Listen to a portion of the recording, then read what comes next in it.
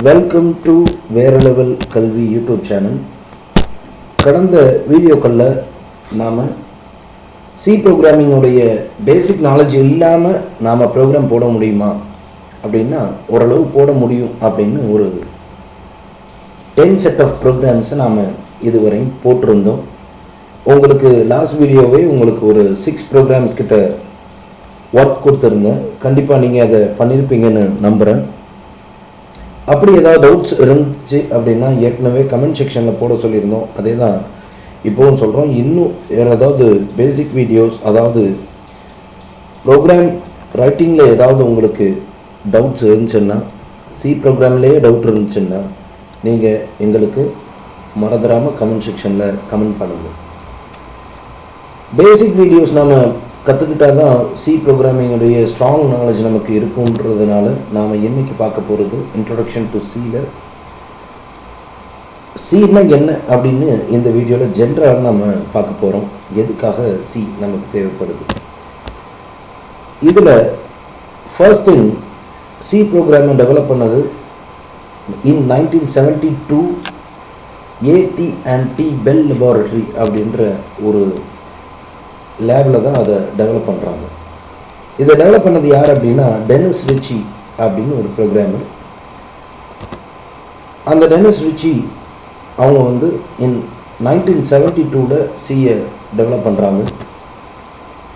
இதுதான் அந்த AT&T bell லெபார்டரியோடைய picture. Actually சியை பொறுத்தவரையும் அந்த டைமில் இருந்த நிறைய languages like PLI1, alcohol, photon, இந்த மாதிரியான லாங்குவேஜ் எல்லாத்தையுமே பீட் பண்ணி ரொம்ப ஃபார்வேர்டில் போயிட்டு இருந்த ஒரு பீரியட். ஆக்சுவலாக அந்த டைமில் இருந்த ப்ரோக்ராமிங் லாங்குவேஜஸ் எதெல்லாம் அப்படின்னு பார்த்தீங்கன்னா photon, PLI and alcohol, pascal, APL இப்படின்னு நிறைய ப்ரோக்ராமிங் லாங்குவேஜ் அந்த டைமில் இருந்திருந்தாலும் சி ப்ரோக்ராமிங் டெவலப் பண்ணிக்கிட்டு இருக்கிற அந்த டைம், தட் இஸ் 1970s, அந்த 70s வந்து சியோடைய வளர்ச்சி ரொம்ப அதிகமாக ஆயிடுச்சு. ஆக்சுவலாக என்ன ஒரு இதில் ஒரு வேடிக்கையான விஷயம் என்ன அப்படின்னு சொன்னால், சின்றது ஒரு ப்ரோக்ராமிங் லாங்குவேஜாக அஃபீஷியலாக அனௌன்ஸ் பண்ணுறதுக்கு முன்னாடியே அது என்ன ஆயிடுச்சு அப்படின்னா ரொம்ப ஸ்ப்ரெட் ஆகி ரொம்ப அதோடைய க்ரோத் ரேட் வந்து அதிகமாக ஆரம்பிச்சிருச்சு. இது அட்வர்டைஸ்மெண்ட்டே கொடுக்காம வந்து சியோடைய க்ரோத்தை பார்த்து டெவலப் பண்ண டெனிஸ் ரிச்சி வந்து ரொம்ப சர்ப்ரைஸ் ஆகிட்டார். அந்த அளவுக்கு சியோடைய தாக்கம் வந்து அந்த டைமில் ரொம்ப அதிகமாகிடுச்சு. என்ன காரணம் அப்படின்னு சொன்னால், சியை பொறுத்தவரையும் இதுவரை இல்லாத நிறைய குவாலிட்டிஸ் ப்ரோக்ராமிங் லாங்குவேஜில் இதுவரை இல்லாத நிறைய குவாலிட்டிஸ் இருந்துச்சு. அதில் நம்பர் 1 ரிலையபிள், நம்பகத்தன்மை அதிகமாக இருந்துச்சு. ரெண்டாவது வந்து மற்ற ப்ரோக்ராமிங் லாங்குவேஜை காட்டிலும் ரொம்ப எளிமையாக சிம்பிளாக இருந்துச்சு. மூணாவது யூஸ் பண்ணுறதுக்கு ஈஸியாக இருந்துச்சு. ஸோ இந்த காரணங்கள் தான் மக்களுக்கு மத்தியில் சியோடைய அந்த ஒரு தாக்கம் வந்து அதிகமாக மாறிச்சு. ஸோ அதனால் சியை பொறுத்தவரையும் அந்த டைமில் 1970s, எப்போ 1972 கண்டுபிடிச்சாங்களோ அதுக்கு அப்புறத்துலேருந்து சி ப்ரோக்ராமிங்குடைய யூசேஜ் வந்து அதிகமாகிடுச்சு. ஸோ இதுதான் சியோடைய அதிகமான தாக்கத்துக்கு காரணம். அதே மாதிரி நம்ம ஏற்கனவே ஏன் நம்ம சி ப்ரோக்ராமிங்கை படிக்கணும் அப்படின்னு ஒரு தனி வீடியோ நம்ம பார்த்துருந்தோம். அதில் நாம் சொல்லாத ஒரு சில விஷயங்கள் என்ன அப்படின்னா, சி ப்ரோக்ராமிங்குடைய நாலேஜ் இல்லாமல் நாம் வந்து C++ கற்றுக்க முடியுமா, ஜாவா கற்றுக்க முடியுமான்னு முடியும். ஆனால் சி ப்ரோக்ராமிங்கை கற்றுக்கிட்டு நாம் போனோம்னு சொன்னால் that is easy to learn.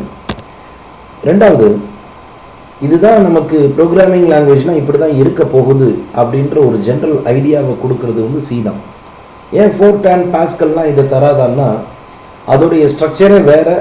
C ப்ரோக்ராமிங்குடைய structure இப்போ இருக்கிற எல்லா ப்ரோக்ராமிங் லாங்குவேஜுடைய ஸ்ட்ரக்சரோட ஒத்து போகுது. அப்படின்றதுனால நமக்கு ஒரு பேசிக் ஐடியா, பேசிக் ப்ரோக்ராமிங் ஸ்கில்ஸை நமக்கு தருது.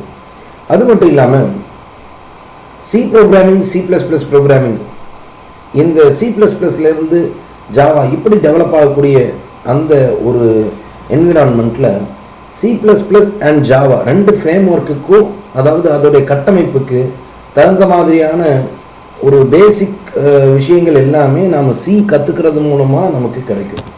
அடுத்தது நாம் ஏற்கனவே சொன்னது மாதிரி தான் ரொம்ப முக்கியமான operating system Windows, Linux, Unix, Mac OS இப்படின்னு இது நிறைய ஓஎஸ் எல்லாமே வந்து மூலமாக தான் டெவலப் பண்ணப்பட்டுச்சு. மூலமாக தான் நமக்கு என்ன பண்ணப்பட்டுச்சு, நமக்கு எழுதப்பட்டுச்சு. ஸோ இதுதான் நாம் கற்றுக்கிறதுக்கான முக்கியமான நோக்கம். சின்றது ஒரு சிம்பிளஸ்ட் லாங்குவேஜ் தான் கம்பேர்ட் டு ஃபோர்டான், பாஸ்கல் இது எல்லாமே. இதுக்கப்புறம் வர நிறைய லேட்டஸ்ட் லாங்குவேஜ் இதை விட ஈஸி.